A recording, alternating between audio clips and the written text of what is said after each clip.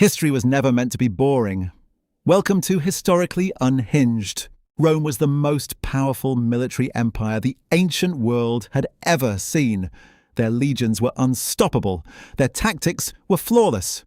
Their army was the largest and most disciplined fighting force on the entire planet. And then, a man from North Africa showed up. No invitation, no warning, just war elephants. In the Alps, in winter. And for 15 years, Rome couldn't do a single thing about it. This is the story of Hannibal Barca, born in Carthage, which for anyone who doesn't know, is modern-day Tunis, Tunisia, North Africa, right there on the Mediterranean coast. And the city he came from wasn't just any city. Carthage was Rome's only real rival for control of the entire Mediterranean world. 2 superpowers, 1 sea, and absolutely zero intention of sharing it. This rivalry had already produced one brutal war. Rome won, took Sicily, took Sardinia, humiliated Carthage publicly and demanded massive financial reparations. Think of it like losing a war and being forced to pay your enemy's rent for the next 50 years. Carthage was furious, and nobody was more furious than the Barca family. Hannibal's father, Hannibal Barca, was one of Carthage's greatest generals, a man who had fought Rome during the First War and never truly accepted the result. Legend says that when Hannibal was 9 years old, he begged his father to take him on campaign to Spain. Hamilcar looked at his 9-year-old son and said, "Swear on the altar of the gods that you will never be a friend to Rome." Hannibal Barca died in 228 BC by drowning in the Xúcar River in Iberia, modern-day Spain. He drowned while leading a rearguard action to protect his army and escape from the pursuing Celtiberian Oritani forces during a siege, leaving Hannibal to finish what he started. Hannibal swore. He kept that promise for the rest of his life. He grew up on campaign in Spain, learning war not from books but from actual war. By the time he was in his late 20s, he was commanding armies. By 26, he was the supreme commander of all Carthaginian forces in Spain. In modern terms, imagine finishing university and immediately being handed command of an entire country's military. At 26, Rome should have paid more attention. In 219 BC, Hannibal does something that makes Rome's blood pressure spike immediately. He attacks Saguntum, a Spanish city under Roman protection. Rome sends ambassadors, tells him to stop. Hannibal essentially says, no. Rome declares war. Now here is where any normal general would think, okay, Rome has declared war. I should probably prepare my coastal defences, protect my supply lines, wait for them to come to me. Hannibal was not a normal general. He looks at his army of roughly 90,000 soldiers, 40 war elephants, and somewhere between 0 and negative 10% concern for what Rome thinks, and decides to take the fight directly to Italy. Not by sea. Rome controlled the sea. By land, through the Pyrenees Mountains, across southern France, and then through the Alps, in winter, with elephants. Now I need you to sit with that for a moment. The Alps are not small hills. We are talking about some of the most brutal mountain terrain in the entire world. In winter, with snow and ice, and hostile mountain tribes attacking from above. And Hannibal goes, yeah, we're doing this. This is the equivalent of someone saying, I'm going to attack New York by walking through Antarctica with tanks. Nobody does that. Nobody even considers that. Which is exactly why it worked. Let's talk about the journey because it is absolutely unhinged even before a single Roman soldier appears. Hannibal starts with around 90,000 infantry, 12,000 cavalry and 40 elephants in Spain. By the time he crosses the Pyrenees, first mountain range, hostile tribes attack.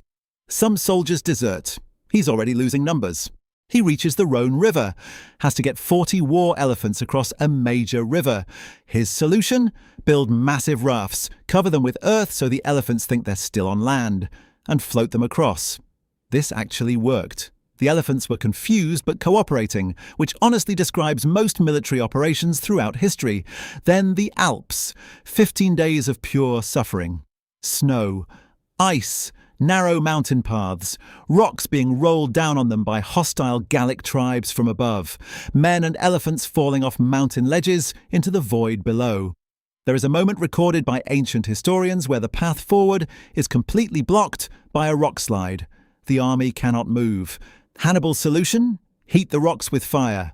Pour wine vinegar on them. The thermal shock cracks the boulders apart. He literally dissolved a mountain with vinegar. Just Hannibal things. He emerges from the Alps into northern Italy with approximately 20,000 infantry, 6,000 cavalry, and a handful of very cold, very angry elephants. He started with 90,000. He lost more than half his army just getting there, and Rome still wasn't ready for what happened next. December 218 BC, the Battle of Trebia, Hannibal's first major engagement against Rome in Italy. The Roman commander is Sempronius, confident, aggressive, absolutely convinced his legions will destroy this North African army that just crawled out of the mountains. Hannibal looks at Sempronius and sees a trap waiting to be set. He sends his Numidian cavalry across the river early in the morning to taunt the Romans. Throw some javelins, make noise, be annoying. Sempronius takes the bait completely. He orders his entire army out of camp. In winter, before breakfast, to cross a freezing cold river. 40,000 Roman soldiers cross the Trebia River in December, soaking wet, freezing cold, no food in their stomachs. This is already a terrible situation, and the battle hasn't even started. The Romans advance toward Hannibal's infantry line. Standard Roman tactic. Push forward, break the enemy center, win. Hannibal lets them come.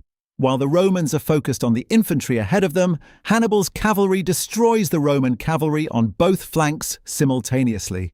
The Roman flanks collapse, and then from the reeds along the riverbank, where Hannibal had hidden his brother Mago with a force of 2,000 soldiers the night before, a second attack hits the Romans from completely behind.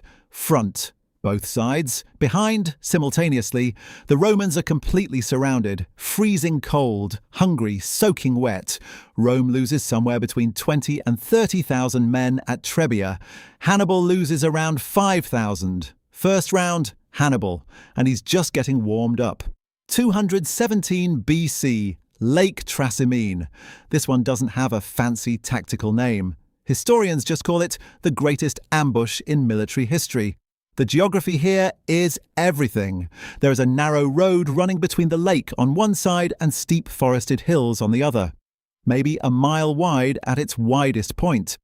Hannibal hides his entire army in the hills the night before, in the fog, completely invisible from the road below. The new Roman commander, Flaminius, marches his army of around 30,000 men directly into the pass at dawn, in the fog, without scouting ahead. The moment the entire Roman column is inside the pass, Hannibal gives the signal. Every single Carthaginian soldier attacks simultaneously from the hills above. The Romans have no room to form battle lines, no room to maneuver, no way to fight back properly. They're packed together on a narrow road with a lake on one side and a cliff on the other. The road above, chaos and devastation. 15,000 Romans die in 3 hours. Flaminius himself is killed in the battle. Another 10,000 are captured. Hannibal's losses are around 2,500 men, because it did go exactly as planned. Second round, still Hannibal, but the real masterpiece was still coming.